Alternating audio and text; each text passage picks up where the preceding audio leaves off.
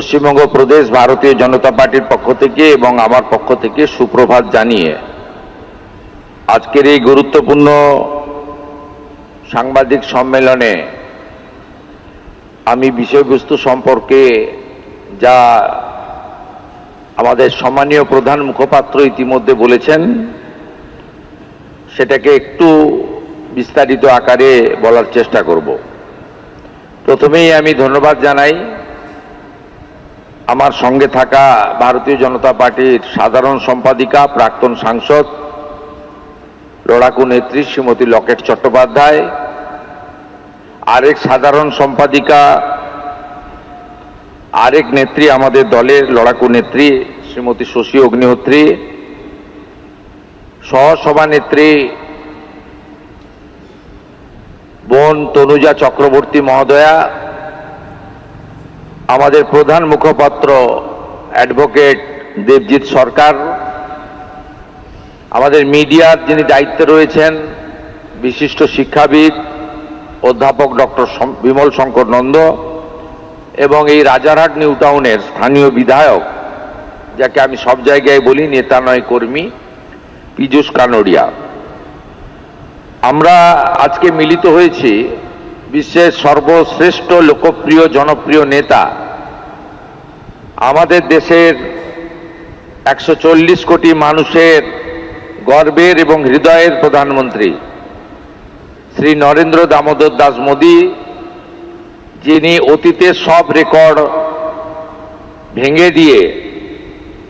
একটানা সর্বোচ্চ দিন প্রধানমন্ত্রী থাকার এক ঐতিহাসিক রেকর্ড তৈরি করেছেন। তার 12 বছর সম্পূর্ণ হওয়ার উদ্দেশ্যে তার জনকল্যাণ, দেশ সেবা এবং ভারতবর্ষকে পুনর্নির্মাণের ক্ষেত্রে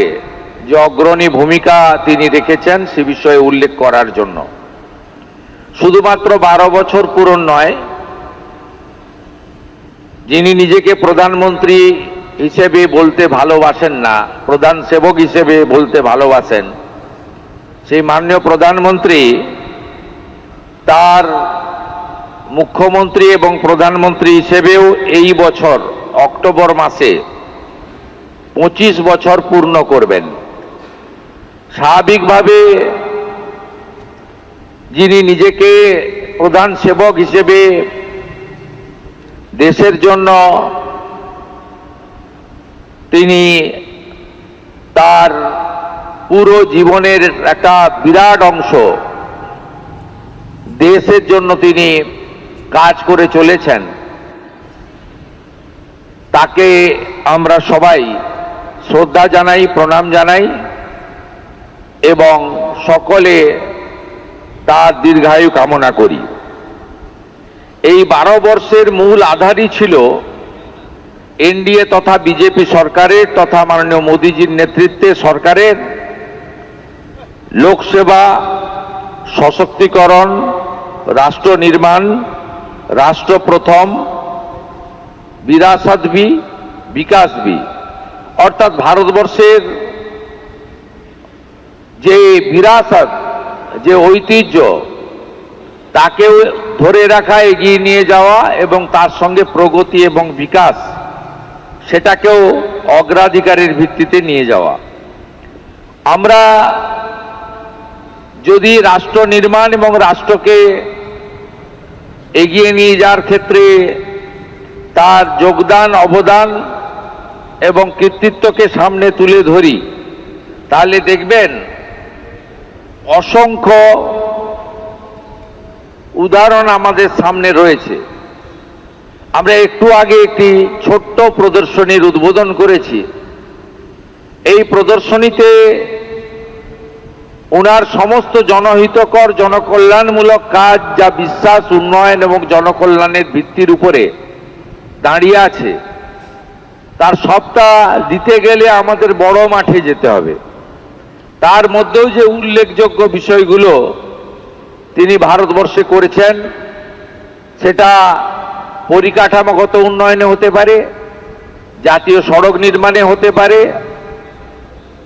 রেলপথ সম্প্রসারণে হতে পারে, নতুন বিমানবন্দর নির্মাণে হতে পারে, আধুনিক মানের শিক্ষা প্রতিষ্ঠান আইআইটি, আইআইএম ইত্যাদি নির্মাণে হতে পারে, অথবা এইমসের মতো অসংখ্য হসপিটাল এবং জেলায় জেলায় মেডিকেল কলেজ নির্মাণের মতো হতে পারে। এগুলো তো অসংখ্য অসংখ্য উদাহরণ আছে। এর বাইরেও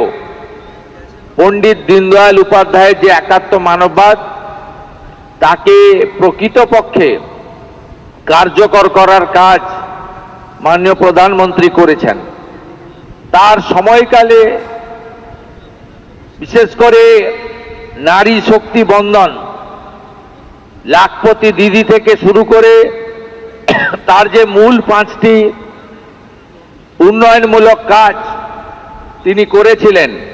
তার মধ্যে স্বচ্ছ ভারতের আওতায়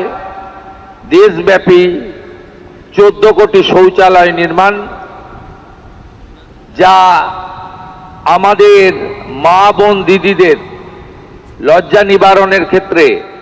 একটি উল্লেখযোগ্য মাইলস্টোন। দ্বিতীয় কর্মসূচিতে তিনি প্রধানমন্ত্রী আবাস যোজনা, যা আজকে 5 কোটি ছুঁই ছুঁই, সেই প্রধানমন্ত্রী আবাস যোজনার বাড়ির মালিক তিনি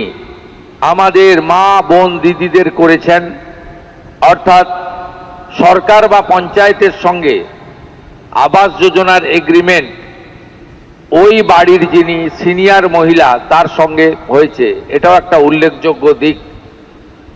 এর বাইরেও 82 কোটি মানুষকে প্রধানমন্ত্রী অন্ন সুরক্ষা যোজনার মধ্য দিয়ে তাদের প্রত্যেক মাসে ফ্রি রেশন দেওয়া, এটাও একটা উল্লেখযোগ্য দিক, আপনারা জানেন। এর সাথে জল জীবন মিশনের নলে জল, পরিশ্রুত পানীয় জল এবং পিএম কিষাণ সম্মান নিধি, প্রধানমন্ত্রী সূর্য ঘর, অসংখ্য এই ধরনের উদাহরণ রয়েছে। সেক্ষেত্রে আমাদের একাত্ম মানববাদের সঠিক প্রয়োগ এবং নারী শক্তিকে তাদের যে প্রয়োজনীয়, যারা মূলত সংসার পরিচালনা করেন, তাদের যে মূল সুবিধাগুলি তিনি এই তার বিশ্বাস, উন্নয়ন এবং জনকল্যাণের 12 বছরে তিনি পৌঁছে, তাদের যে প্রয়োজনীয়, যারা মূলত সংসার পরিচালনা করেন, তাদের যে মূল সুবিধাগুলি তিনি এই তার